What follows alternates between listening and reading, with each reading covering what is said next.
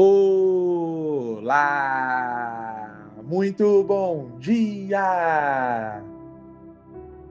Eu sou o Pedro Quintão e esta é mais uma mensagem da série Café com Fé. Aqui você começa o seu dia sob as bênçãos do Altíssimo. E hoje é segunda-feira, dia 11 de agosto de 2025. E eu tenho uma palavra do Senhor diretamente para o seu coração. Meu irmão, minha irmã.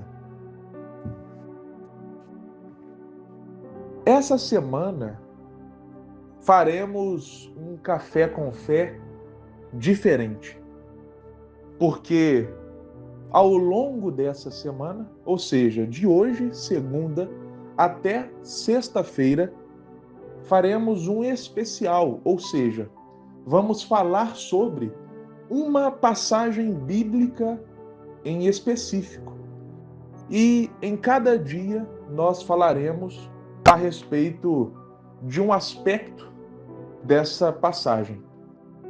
E eu estou me referindo a uma das mais famosas passagens bíblicas, um dos mais famosos episódios na palavra de Deus, que é aquele no qual Jesus acalma a tempestade. Jesus está no barco juntamente com os seus discípulos e uma tempestade começa, os discípulos ficam com medo e Jesus acalma a tempestade.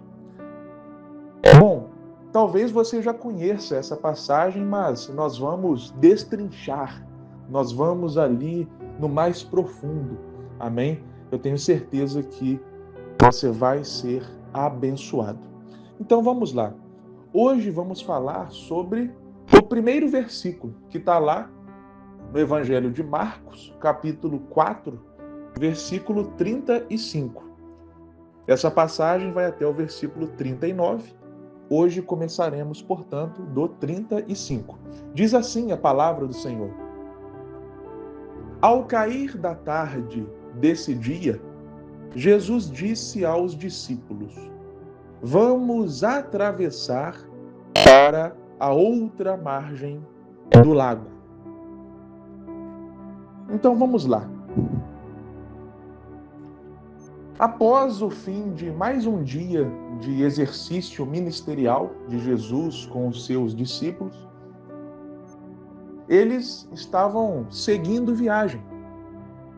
E Jesus deu uma orientação para os seus discípulos: olha, peguem aquele barco que ali está, entrem no barco, porque nós vamos atravessar para a outra margem do lago. Então, Jesus foi ali, juntamente com seus discípulos, no barco para eles atravessarem.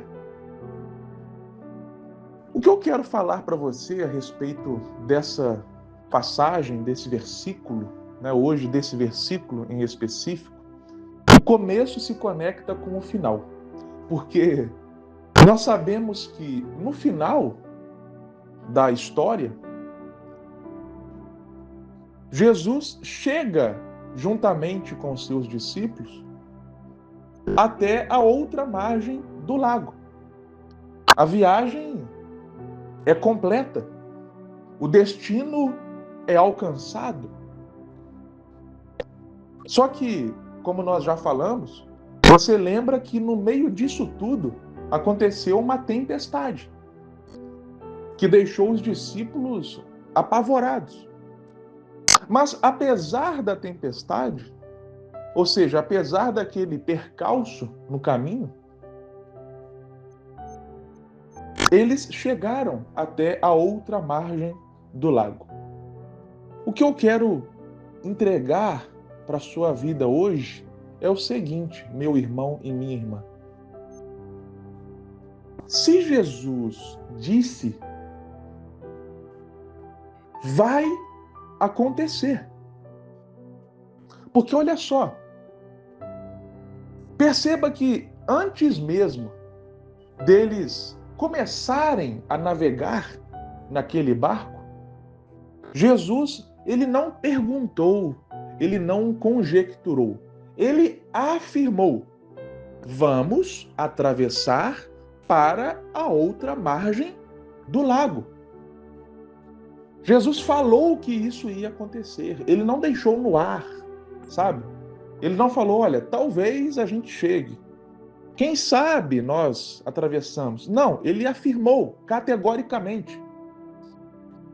Dito isso, meu irmão e minha irmã, era para os discípulos terem essa convicção de que aquilo que Jesus disse iria fatalmente, inevitavelmente, se cumprir. Em outras palavras, quando começou a tempestade, falando português claro, não era para os discípulos ficarem apavorados, achando que eles iam morrer. Não, porque era para eles terem lembrado da fala de Jesus, de que eles chegariam até o outro lado. Então começou a tempestade, qual que seria a reação esperada dos discípulos? Tudo bem, estamos seguros, porque Jesus disse que nós iríamos chegar do outro lado. Mas nós sabemos que não foi isso que aconteceu. Como eu disse, os discípulos ficaram morrendo de medo. Realmente, meu irmão e minha irmã, falar é uma coisa, né? Fazer é outra. Porque, da mesma forma, o povo hebreu, lá no livro de Êxodo, tinha visto Deus enviar as 10 pragas para o Egito, tinha visto Deus abrir o Mar Vermelho, tinha visto coluna de fogo e nuvem de fumaça no deserto, tinha visto maná cair do céu, tinha visto as roupas crescerem no corpo, tinha visto de todo tipo de milagre. Mas ainda assim, na primeira oportunidade, eles construíram um bezerro de ouro, ou seja, substituíram Deus.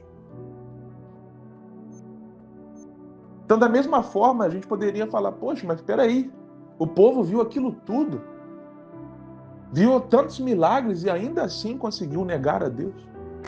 Da mesma forma que os discípulos, como por exemplo Pedro, negou Jesus. Pedro andou sobre as águas, Pedro ouviu da boca de Jesus: bem-aventurado és tu, Simão, filho de Jonas, porque você recebeu uma revelação do seu espírito, não da carne ou do sangue. Pedro viu os milagres de Jesus de camarote, viu a multiplicação de pães e peixes, viu Jesus ressuscitar mortos, cegos voltarem a enxergar, e ainda assim, na hora H, Pedro negou Jesus. Na mesma passagem, mesmo Jesus tendo falado que eles chegariam do outro lado, eles tiveram medo, achando que não chegariam, que iriam morrer em meio àquela tempestade. Moral da história. Isso nos ensina a respeito da nossa natureza humana, a natureza adâmica, a rebeldia de Adão, que nos faz desconfiar de Deus, virar as costas para Deus, confiar mais em nós do que em Deus. Porque Deus falou para Adão: Adão, você pode comer de todo fruto de todas as árvores, menos uma, menos a árvore do conhecimento do bem e do mal. E aí ele e Eva acharam que não, a gente confia aqui na nossa percepção, a gente sabe o que é melhor para nós. E aí foram e comeram do fruto do conhecimento do bem e do mal. Então a gente tem essa natureza adâmica em nós.